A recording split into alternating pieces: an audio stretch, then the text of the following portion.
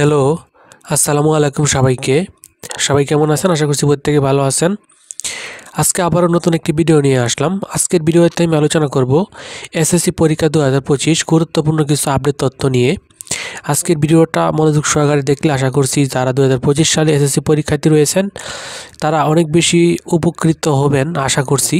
তো এখনই ভিডিওটা শুরু করব। তার আগে আপনাদের কাছে রিকোয়েস্ট, আপনারা যারা এই চ্যানেলটাতে একদমই নতুন রয়েছেন, চ্যানেলটাকে সাবস্ক্রাইব করেননি, তারা এখনই চ্যানেলটাকে সাবস্ক্রাইব করে নোটিফিকেশন হলে ক্লিক করে দিন। আর যারা আগে থেকে চ্যানেলটাকে সাবস্ক্রাইব করে রাখছেন তাদেরকে অনেক অনেক ধন্যবাদ।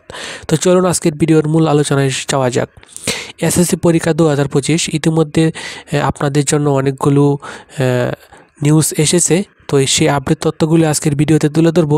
প্রথমত যেটা জানা দরকার, এসএসসি পরীক্ষা কেন্দ্র তালিকা 2025 প্রকাশ করেছে।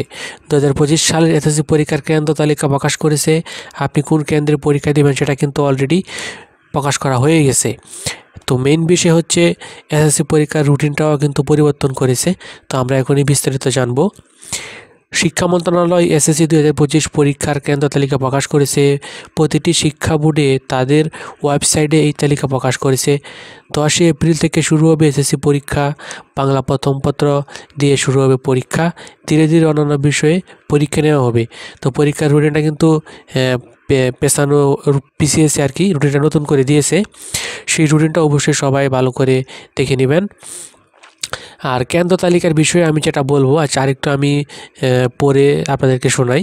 শিক্ষা মন্ত্রণালয় পরীক্ষার সকল সরঞ্জাম কেন্দ্রে সরবরাহের নির্দেশ দিয়েছে। মার্চ মাসের শুরুতে সব কেন্দ্রে পরীক্ষার সরঞ্জাম পৌঁছে যাবে। প্রতিটি বোর্ড তাদের কেন্দ্র তালিকা প্রকাশ করেছে। নিচে কিছু বোর্ডের কেন্দ্র তালিকার লিঙ্ক দেওয়া হলো। তো এখানে যে এই যে কেন্দ্র তালিকার লিঙ্কগুলো দেওয়া হয়েছে, যেমন Dhaka board, Barishal board, Jashore board, এখানে ক্লিক করলে কিন্তু কেন্দ্র তালিকা দেখা যাবে। আর সবচাইতে ভালো বিষয় যেটা, সেটা হলো যে আপনারা যারা 2025 সালের এসএসসি পরীক্ষার্থী রয়েছেন, আপনাদের যখন প্রবেশপত্রটা দিয়ে দিবে, প্রবেশপত্রের উপরে সামনে কিন্তু খুব সুন্দরভাবে লেখা রয়েছে আপনি কোন কেন্দ্রে পরীক্ষা দিবেন। আপনার পরীক্ষার কেন্দ্রের নাম আপনার কিন্তু এডমিট কার্ডের মধ্যে লেখা থাকবে। সেহেতু এটা নিয়ে মাথা ঘামানোর কিছু নেই। এখন আমরা জানবো এসএসসি পরীক্ষার কেন্দ্রে যাওয়ার প্রস্তুতি।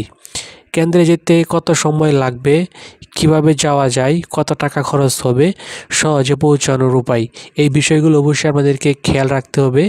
আর সবচেয়ে গুরুত্বপূর্ণ যে বিষয়, সেটা হলো যে এসএসসি পরীক্ষা শিক্ষার্থীদের জন্য কিছু পরামর্শ। কেন্দ্রের অবস্থান আগে থেকে দেখে নিন। পরীক্ষার দিন সময় মতো কেন্দ্রে পৌঁছান। প্রয়োজনীয় সরঞ্জাম সঙ্গে নিন। পরীক্ষার নিয়মাবলী ভালো করে পড়ে নিন।